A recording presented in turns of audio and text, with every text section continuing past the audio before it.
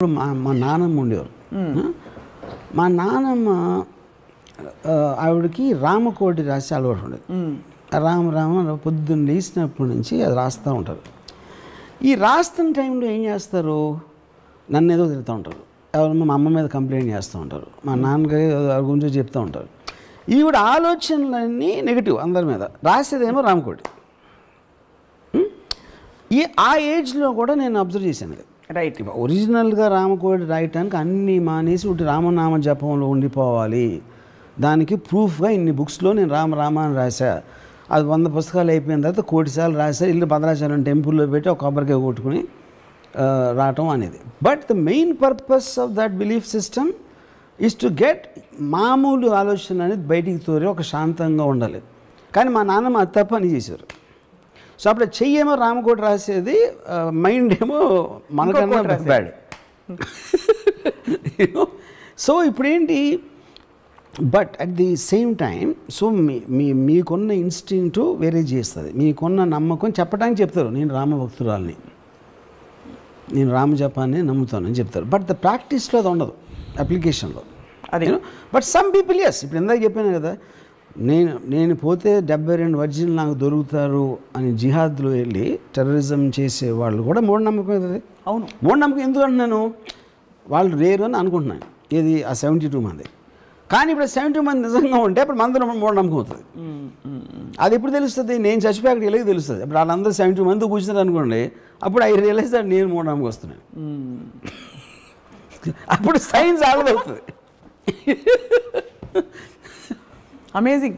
ఈ నమ్మకం అన్నది ఇంటెన్షన్లో ఉంటుందా, యాక్షన్లో ఉంటుందా వర్మ గారు?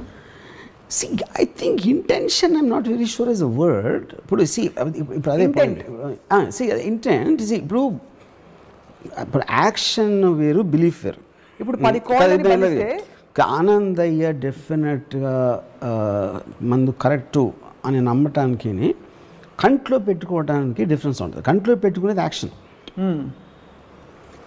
ఇప్పుడు ఇంకోటి, మీరు దేవుడు పూజ చేస్తారు ఇంట్లో, సపోజ్ దేవుడు పూజ చేస్తారు, గుడికి వెళ్తారు. మీకు ఎప్పుడన్నా ప్రాబ్లం వచ్చినప్పుడు, ఇంతవరకు లైఫ్లో ఏదైనా ప్రాబ్లం వచ్చింది, ఒక ఫైనాన్షియల్ కావచ్చు, ఏదో విధంగా కావచ్చు, ఏంటి ఏమైంది అంటే, ఇప్పుడు సాల్వ్ అయిపోయిందండి, నేను ఫలానా రావు గారిని అడిగాను, ఆయన ఇస్తా అన్నారు అని చెప్తారు. కానీ ఆ దేవుడు దానం పెట్టండి అయిపోతుందని ఇవ్వడంలా ఇంతవరకు. అంటే దేవుడు ఏమి చేయడం తెలుసు అందరికీ, అది చేస్తాడో చేయడం పక్కన పెట్టి ఎవడు నమ్మడు. గుడికి వెళ్ళినంత మాత్రాన అది ప్రాబ్లమ్ సాల్వ్ అయిపోతావని ఎవడు నమ్మడు. కానీ అడుగుతాడు, దేవుడు నన్ను అని చెప్తాడు. ఇప్పుడు ప్రపంచంలో ప్రాబ్లమ్స్ అని అందరికీ ఉంటాయి, కానీ దేవుడి దగ్గరికి వెళ్ళేవాడు ప్రతి ఒక్కడో వాడొక్కడే స్పెషల్ అనుకుంటాడు. దేవుడిని పూజించేవాడు, దేవుడిని నమ్మేవాడు ఫస్ట్ ఆఫ్ ఆల్ ఎగోటిస్టాడు. ఎందుకంటే ఇన్ని లక్షల కోట్ల జీవరాశుల్లో వాడిని స్పెషల్గా చూడమని ఎక్స్పెక్ట్ చేయటం, అది ఈగోకు సంబంధించిన విషయం. అది యారగెన్స్లోంచి వస్తుంది. అప్పుడు ఆడు ఏమంటాడు, దేవుడు మిగతా పక్కన నన్ను మట్టు కాపాడంటాడు. మిగతా వాళ్ళు ఎక్కడికి పోతే నాకేంటి, నన్ను మట్టుకు చూసుకో, నీ కొబ్బరిగా కొడతా, అక్కడి నుంచి డబ్బులు కూడా వేస్తా అని చెప్తాడు. అది బాగుంది, చాలా ఎన్లైటనింగ్గా ఉంది. అండ్ చాలామంది చూసి హర్షిస్తారు. మీరు ఒట్లని నమ్ముతారా? చాలాసార్లు మీద అంటుంటారు. Food obviously it's a joke. And ఇప్పుడు ఒట్టు అనేది అంటే that is figure of speech. Actually ఒట్టు అంటే ఏంటి, it's a figure of speech. అంటే అదే ఒట్టు అదే నాకు ఎంత ఇష్టం వాళ్ళ మీద వేస్తున్నా అంటే అన్నప్పుడు మీరు చెప్పిన దానికి ఒక స్ట్రెంగ్త్ ఇవ్వడానికి it's a figure of speech. అది దట్ డజంట్ మీన్ ఎనీథింగ్. అంతేగాని ఇప్పుడు దేవుడి మీద ఒట్టేసి ఎంతోమంది అబద్ధాలు చెప్తారు. ఎందుకు, డిఫరెంట్గా దేవుడు ఏం చేయడం తెలుసు వాళ్ళకి. అది నమ్మకం ఉంది. దేవుడి మీద నమ్మకం ఉన్నా లేకపోయినా ఒట్టేసినంత మాత్రాన దేవుడు ఏమైనా చేస్తాడని ఎవడు నమ్మడు. ఇప్పుడు చాలామంది దూతలు భగవత్ స్వరూపులు నీళ్ళ మీద నడిచారు, ఇలాంటివన్నీ చెప్తుంటాం. అలాగే మనకి సభలు జరుగుతుంటాయి. ఈ సభలు జరిగినప్పుడు వచ్చి మొత్తం అంతా పూనకం లాగా కిందకి తీసేసి మొత్తం దెయ్యం 5 నిమిషాల్లో కాళ్ళు లేని వాళ్ళు లేచి నడుచుకుంటూ వెళ్ళిపోతారు. అది ఆప్షన్ యాక్టింగ్, ఆప్షన్ బి మూఢనమ్మకమా, ఆప్షన్ సి సైకోసోమాటిక్. అదే నా పాయింట్. ఇప్పుడు నేను చూడలేదు కాబట్టి I don't want to believe. అదే ఇందాక చెప్పాను, అన్లెస్ యూ ఎక్స్పీరియన్స్ ఇట్ ఇప్పుడు నాకు ఒక ఇన్సిడెంట్ జరిగింది. మా ఫాదర్ పోయినప్పుడు నేను ఒక 3-4 months తర్వాత నేను ఫ్లైట్లో వస్తా ఉంటే బాంబే నుంచి చెన్నై వెళ్తున్నాను. నాకు ఫ్లైట్లో ఈ మన శ్యామక్ దావర్ కొరియోగ్రాఫర్ కనిపించాడు. నాకు ఎక్కువ పరిచయం కూడా లేదు తనతో. ఒక్కోసారి అంతా వచ్చి ఇంటూ కలిసినమాట. సరే నేను వెళ్ళి పక్కన కూర్చున్నా. హాయ్ శ్యామక్ అని ఆడేది కొంచెంసేపు మాట్లాడి నేను ఐల్ సీట్లో ఉన్నాడు, విండో సీట్లో ఉన్నాడు. ఇలా పక్కకు చూసి మీ ఫాదర్ పోయారా అన్నాడు. అంటే అవుట్ ఆఫ్ ది బ్లూ, అసలు ఆ కాంటెస్ట్లో మాట్లాడలేదు. అంటే అవును అన్న, ఇక్కడ ఉన్నారు అన్నాడు.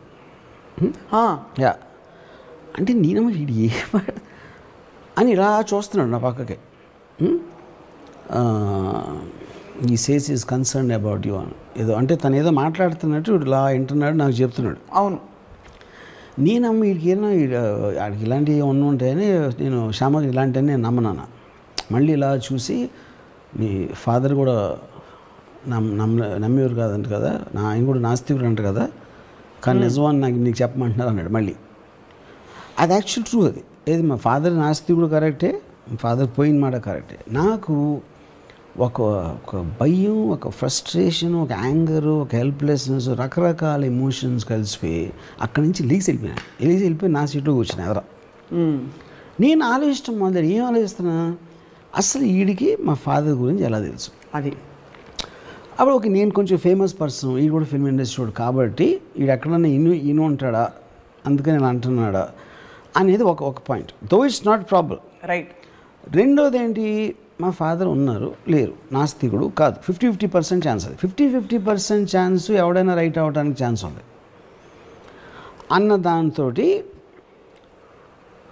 నేను ఫైనల్గా ఈ రెండు నమ్మా. ఈడేదో ఛాన్స్ తీసుకున్నాడు, లేకపోతే ఎవడో వీడికి చెప్పాడు, అది నేను సెటిల్ అయిపోయాను. ఎందుకంటే నాకు కన్వీనియంట్ అది. కానీ ఒకవేళ వాడు నాకు మా ఫాదర్కి మాత్రమే తెలిసిన 1-2 విషయాలు అప్పుడు చెప్పాడు అనుకోండి, నేను నెక్స్ట్ తిరుపతి కదా, నేను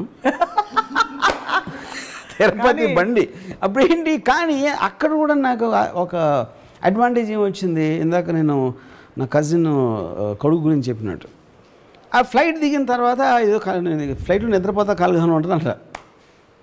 ఎందుకంటే నేను నమ్మటానికి నేను ఏదో ఒక రీజన్ పట్టుకుంటాను.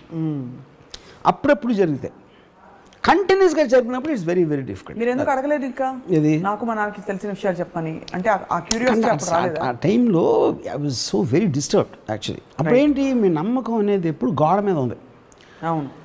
ఎక్కడి నుంచి పుష్ వస్తుందో తెలీదు. ఇది కొంచెం స్ట్రాంగ్ వచ్చిందంటే అటు పడతారు, అటు కొంచెం స్ట్రాంగ్ వచ్చిందంటే ఇటు పడతారు. కాబట్టి పడకూడదని మీరు నేను రైలింగ్ పట్టుకుని నేను ఫైట్ చేస్తున్నా.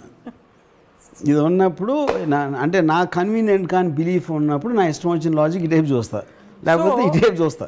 మన క్లాసిఫికేషన్లో మీరు చెప్పిన క్లాసిఫికేషన్లో ఇది నమ్మకం కాదు, మూఢనమ్మకం కాదు, సూపర్ న్యాచురల్. అవునా? Supernatural is nothing but what naturally cannot be explain. ఇదంతే కదా. అదే సేమ్. బికాస్ మూఢనమ్మకం అయితే సపోజ్ హీ సెడ్ దట్ మీరు ఫలానా కోయంబత్తూరుకి వెళ్ళి అక్కడ ఏదో కొండ ఉంది, ఆ కొండ చుట్టూ 36 ప్రదక్షిణాలు 36 మైళ్ళు నడవాలి అని మీరు చేస్తుంటే అది మూఢనమ్మకం అయ్యేది. అప్పటి నుంచి మీరు కోయంబత్తూరు, తిరుపతి అయిపోయి అది మూఢనమ్మకం కదా.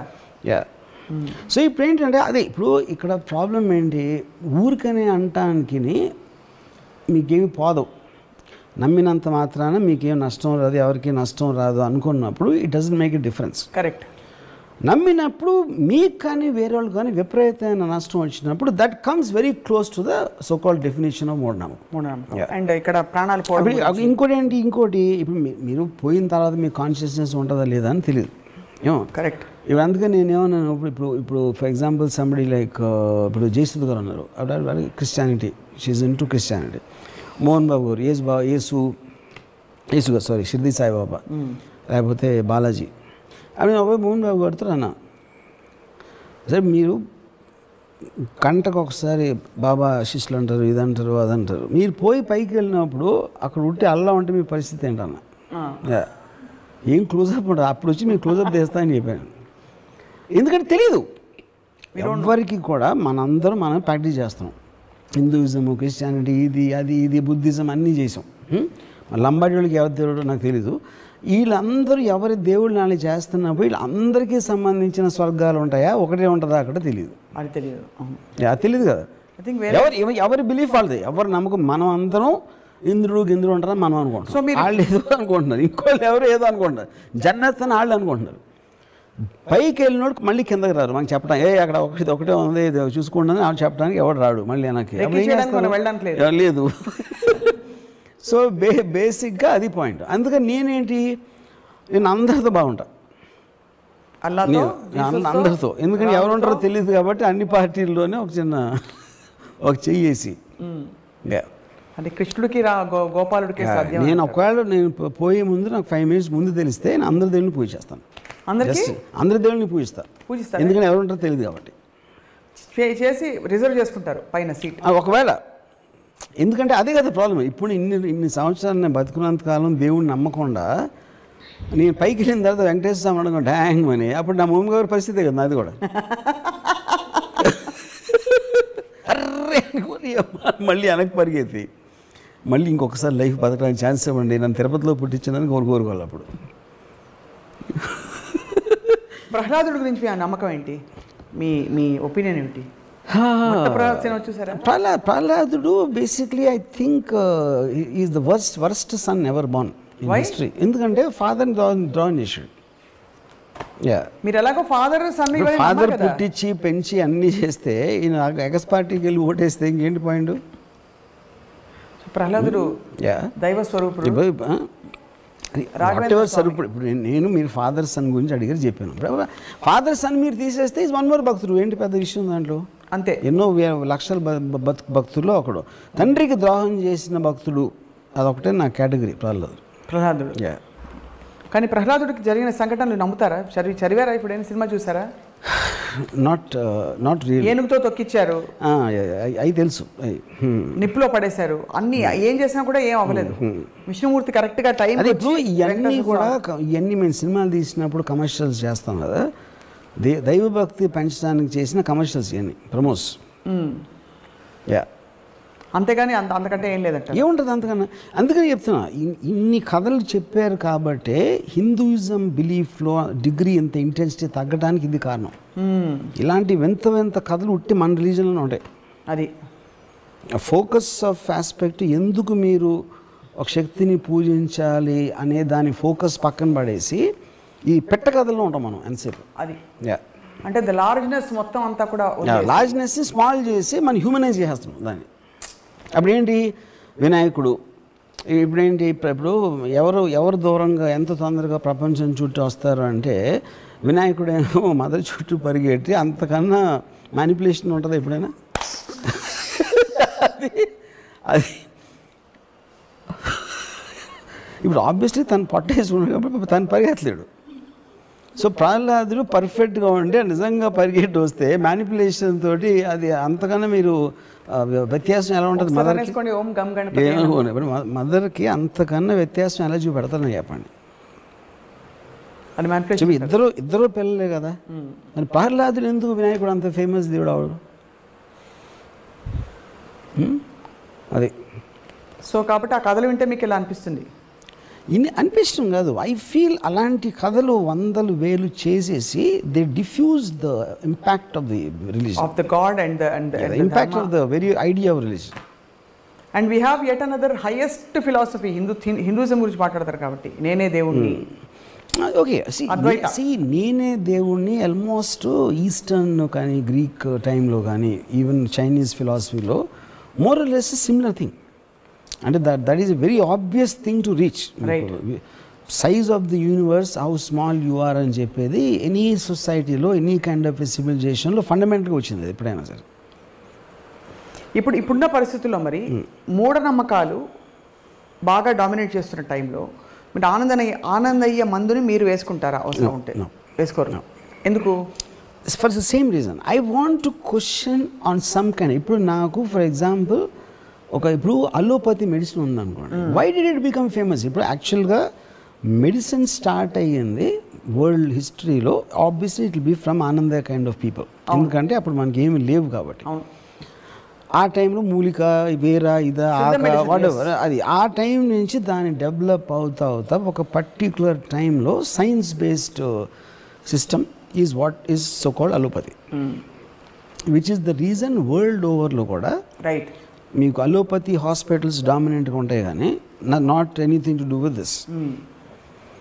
ఓకే, అప్పుడు మీరు ఇప్పుడు మీ మదర్కి లేకపోతే మీ ఇంట్లో ఫాదర్కో లేకపోతే ఎవరికో వచ్చినప్పుడు మీరు న్యూయార్క్లో స్లోన్ కేటరింగ్కి వెళ్తారు, డబ్బులు ఉంటాయి ఒకవేళ, అపోలో హాస్పిటల్కి ఎందుకు వెళ్తారు? అవును, ఎక్కడ most sophisticated I mean equipment ఉంది. Sophisticated equipment is about science, right? You know, so ఆటోమేటిక్గా so majority of the people always move toward science, right? ప్రాక్టికల్గా మాట్లాడటానికి మాత్రం నమ్మకాల గురించి మాట్లాడతారు. అది నాకు తెలిసిన చాలామంది దే కంప్లీట్లీ ఆనందే కరెక్ట్ అంటారు, కానీ మళ్ళీ పొద్దున్న మళ్ళీ is going to Apollo hospital. చేపల మంది కూడా అంతే కదా. Same thing, whatever they say, whatever they believe, practical అప్లికేషన్లో majority will go back to science, right? And మీరు బేసిక్గా ఎగ్జామ్స్కి ముందు ఎప్పుడైనా దాని దేవుడికి దండాలు పెట్టుకోవడానికి చేశారా? No, never. నేను నా వెరీ ఎర్లీ టీన్స్లో కూడా, అంటే నేను చెప్పేది ఆల్మోస్ట్ ఐ కాంట్ రిమెంబర్, ఒక ఐ థింక్ కర్నూలు అక్కడ మా గ్రాండ్ ఫాదర్ ఉండేవారు. ఆ టైంలో కూడా నేను ఒక వెళ్తూ I use to have a look of, అంటే లుకింగ్ డౌన్ అపాన్ భక్తులు. ఎవెన్చువలీ నాకు భక్తులు ఈజ్ అ పాయింట్, దేవుడు ఈజ్ జస్ట్ ఎ స్టోన్. ఈ చుట్టూ ఉన్న భక్తుల మీద ఐ నెవర్ హ్యాడ్, అది నాకు భక్తుల మీద నాకు అసలు ఇంప్రెషన్ పోవటానికి మెయిన్ కారణం మా నాన్నమ్మ.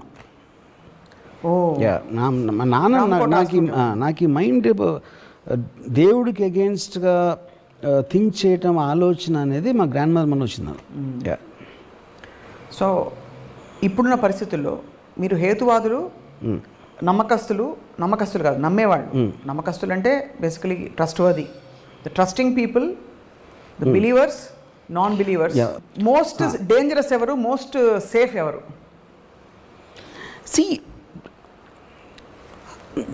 డేంజరస్ డెఫినెట్లీ నమ్మకస్తులు. ఎందుకంటే వాళ్ళు అంటే నమ్మకం, ఆఫ్ కోర్స్ నేను డిగ్రీ చెప్తున్నాను మళ్ళీ, ఎంత ఎక్కువ డిగ్రీలో నమ్మేవాళ్ళు అంటే వాళ్ళు అంత డేంజరస్ ఉంటారు. Because they will do anything. Science బేస్డ్లో వాళ్ళు చాలా ఆలోచిస్తారు, 1-10 సార్లు ఆలోచించి చెక్ చేసుకుని డిస్కస్ చేసుకుని మాట్లాడుకుని ప్రోస్ అండ్ కాన్స్ అన్నీ చూస్తారు. నమ్మకం అనేది when it reaches a certain point, అది బ్లైండ్నెస్ కాబట్టి అది చేసేస్తారు, రైట్? ఒక ఈవెంట్ క్రియేట్ అయిపోతుంది. ఆ ఈవెంట్లోంచి chances are something very bad will happen, which you see all the time, right? ఒక మైనర్ లెవెల్లో మదనపల్లి ఇన్సిడెంట్ అవ్వచ్చు, మేజర్ లెవెల్లో సెకండ్ వరల్డ్ వార్ అవ్వచ్చు, right? So I think the point is, but world moving forward అని మాట్లాడినా అంటే ఇప్పుడు చాలామంది నమ్మేవాళ్ళు they don't matter to the world, I mean to the world. వాళ్ళ ఇంట్లో ఏదో నమ్ముతారు, they are in their own world, but who are the people who are significantly impacting the society one way or the other? ఏది నమ్మకం ఉన్నవాళ్ళు, నమ్మకం ఉన్నవాళ్ళు. I mean ఇప్పుడు if you look at it, ఒక కంట్రీ ఉందనుకోండి, బీజేపీ నమ్మేవాళ్ళు ఉంటారు, కాంగ్రెస్ నమ్మేవాళ్ళు ఉండొచ్చు, ఇంకో పార్టీ నమ్మేవాళ్ళు ఉండొచ్చు.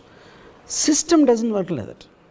మరి ఏదైతే గవర్నింగ్ సిస్టమ్ ఏదైతే ఉంటుందో, it doesn't work on belief system, it works on science, it works on processes. బీజేపీలో వచ్చిన అదే చేస్తారు, ఒక మార్జినల్ డిఫరెన్స్లో రెటారిక్ మీరు ఎంటర్, కానీ ఓవరాల్ ప్రాసెసింగ్ సిస్టమ్ ఏం మారదు.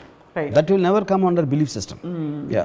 జుడిషియల్ ప్రాసెస్ అవ్వచ్చు, ప్రాసిక్యూషన్ ప్రాసెస్ అవ్వచ్చు, ఎగ్జిక్యూటివ్ అడ్మినిస్ట్రేషన్ ప్రాసెస్ అవ్వచ్చు, all of them will work on process, they don't work on beliefs, right?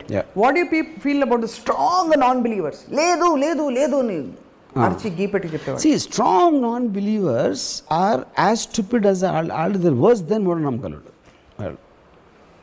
భగవాన్ తుమ్ హై చెప్పండి.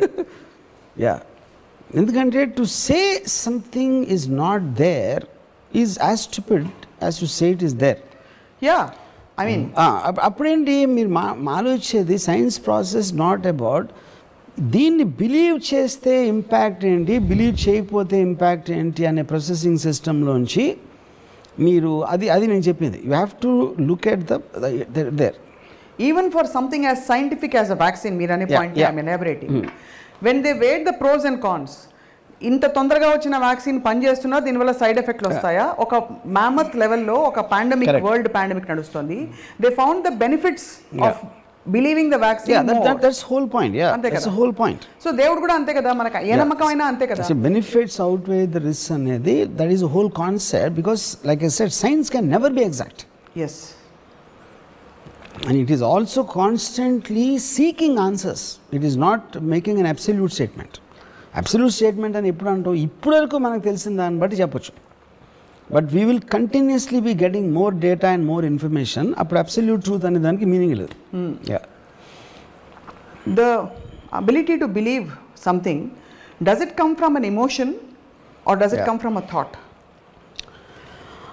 I feel early stages lo it will be the influence of people around you, your parents or whatever. So that's thought. No, that is that is a carried forward influence. That is the first belief. ఇప్పుడు మా mother చిన్నప్పుడు గణేష్ బాబుకి మేము text books అన్నీ పెడితే చదువు బాగా వస్తాను మా మదర్ నమ్మేది. నేనేమో 3 రోజులు చదవక్కర్లేదు, నేను హ్యాపీ ఫీల్ అవ్వండి నేను యూనో.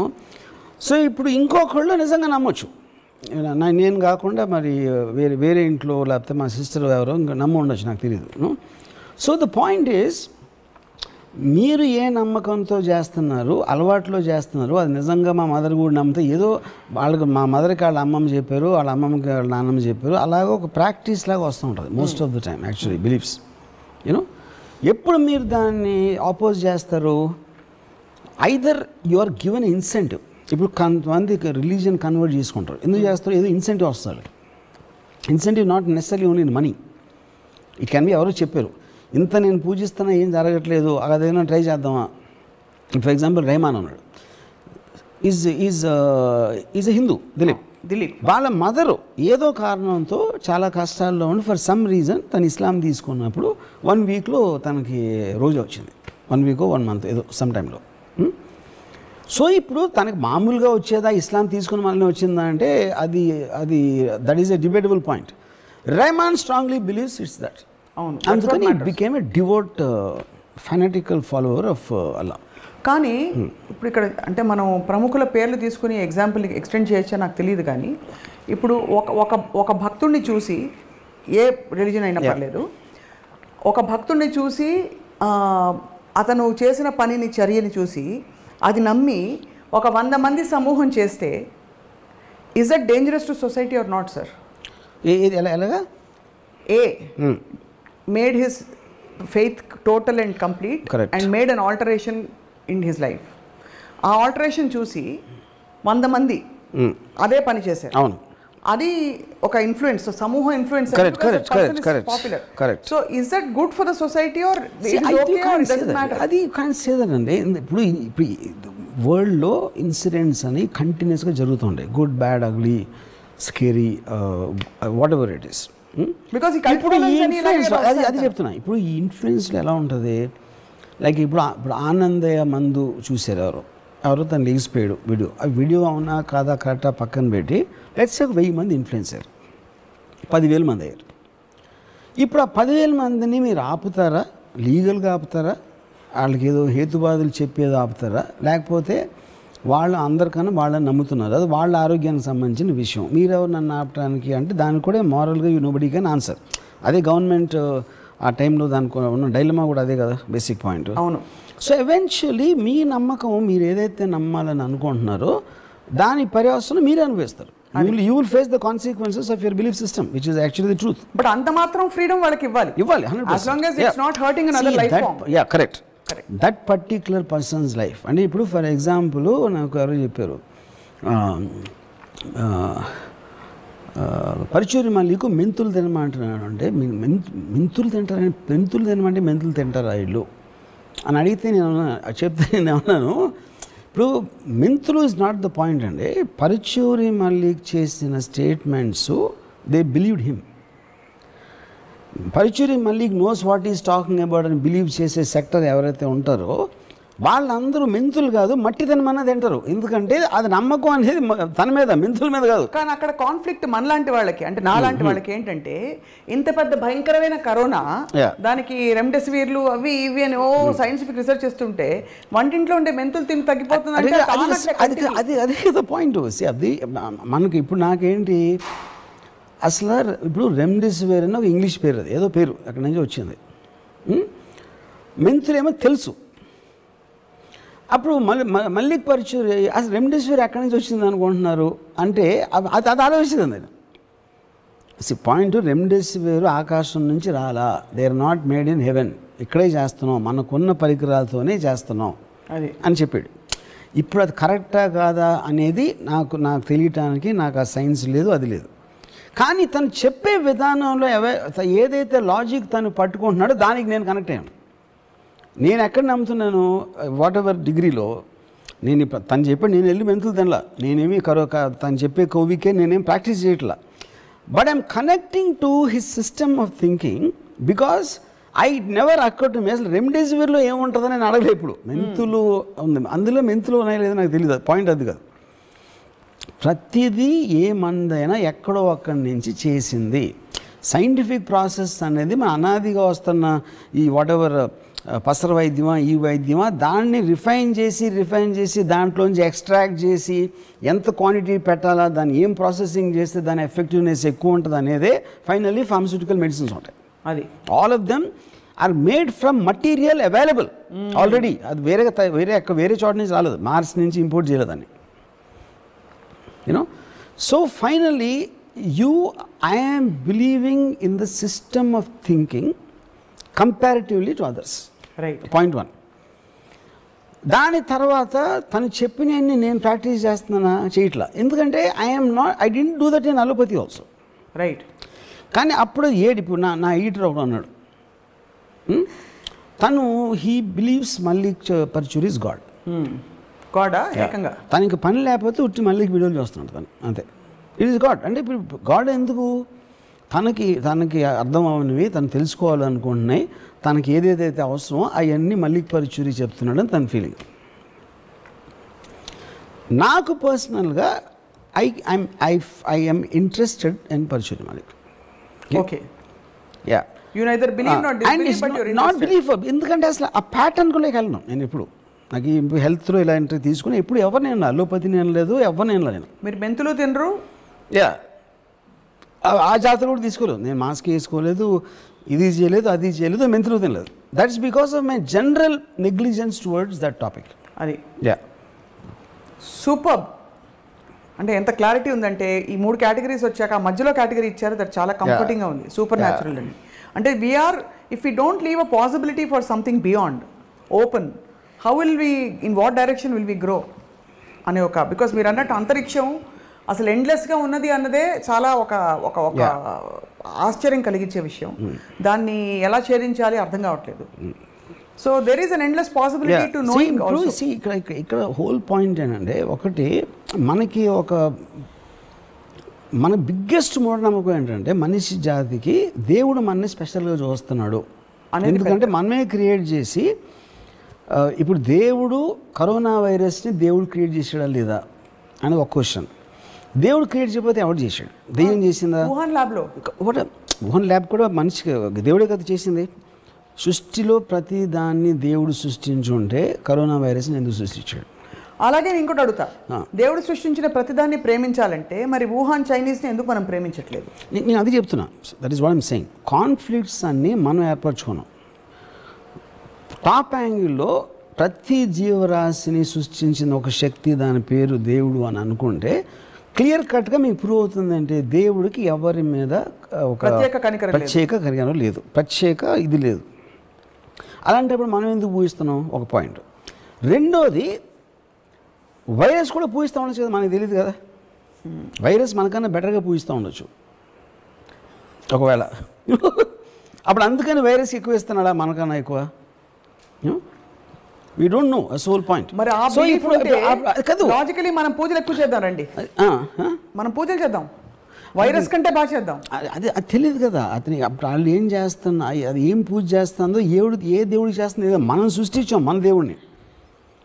నిజమైన దేవుడు వైరస్కే తెలిసేమో, మనకు తెలియదేమో. అదే అన్నా అది నేను చెప్పేది. సో బేసిక్ పాయింట్ ఏంటంటే ఇప్పుడు వైరస్ అనేది అన్నోన్ క్వాంటిటీ. మీరు ఎలక్ట్రాన్ మైక్రోస్కోప్లో చూసారా, ఇది చూసారా, దానికి absolutely we don't have a clear understanding. కానీ మనతో పాటు ఉన్న ఒక జీవరాశి ప్రపంచంలో, ఆ ఇప్పుడు ఒక ఇది చెప్తాను మీకు. ఏ జీవరాశి అయినా టోటల్ సైన్స్ ఆస్పెక్ట్లో ఎప్పుడైనా సరే ఒక లివింగ్ బీయింగ్ తన హ్యాబిటాట్లో ఉంటుంది. అంటే ఇప్పుడు ఒక పులి రంతంబోర్ ఫారెస్ట్లో మ్యాక్సిమం ఒక 2000 స్క్వేర్ మైల్స్ తిరుగుతూ ఉంటుంది. దాన్ని వెళ్ళదు, and it protect the habitat, ఎందుకంటే తన ఇల్లు, తన హోమ్ టెరిటరీ కాబట్టి.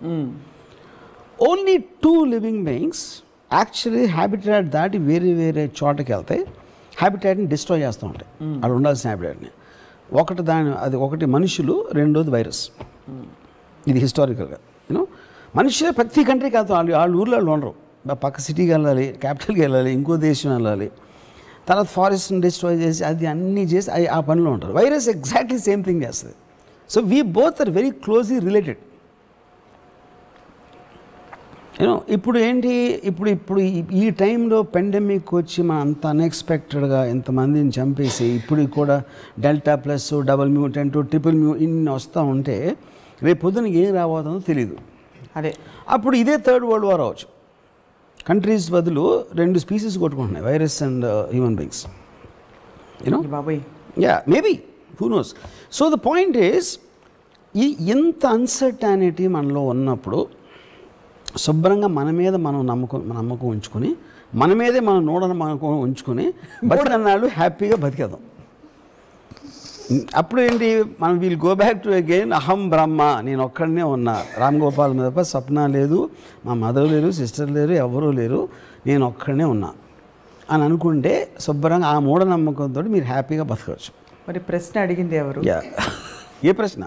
ఇంతసేపు అది నేను నా మైండ్ ఊహించుకున్నా. సప్న అనే ఒక క్యారెక్టర్ని నేను క్రియేట్ చేసుకున్నాను, అంతే. క్రియేట్ చేసుకుని నన్ను ఎదుర్కొని నాకు నేనే ఆన్సర్ చెప్పాను. The world is an extension of my own thoughts. Yes.